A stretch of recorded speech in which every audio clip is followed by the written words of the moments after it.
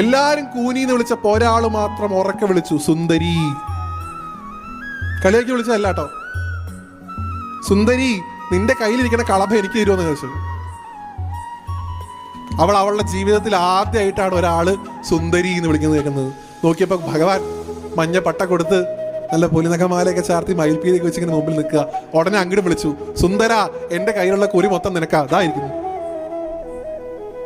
ഭഗവാൻ നല്ലൊരു ഗോപിക്കുരിയൊക്കെ തൊട്ടു, ഏട്ടനും തൊട്ടു കൊടുത്തു, ഒപ്പം വന്ന ഗോപിമാർക്കൊക്കെ തൊട്ടു കൊടുത്തു.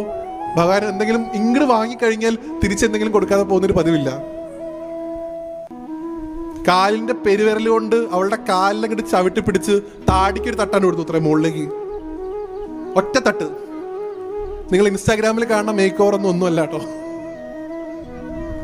യഥാർത്ഥ മേക്ക് ഓവർ അപ്പോഴാ കണ്ടത്. ഇത്ര നാൾ കൂനിന്ന് വിളിച്ച് അധിക്ഷേപിച്ചവരൊക്കെ ഇത്രയും ഭംഗിയുള്ള ഒരു സ്ത്രീയെ പിന്നെ കണ്ടു.